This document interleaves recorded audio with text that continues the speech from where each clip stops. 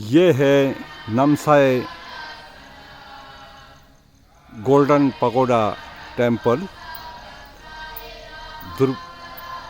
ये मेरा सौभाग्य था कि किसी ने अच्छा इन्फॉर्मेशन दिया कि ये जो है दर्शन करने लायक है, इसलिए मैं आया था तेजपुर से।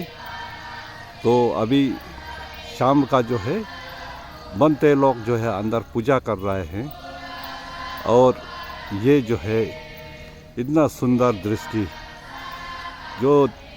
ये जो जगह जो है बहुत ही पीसफुल, बहुत ही सुंदर।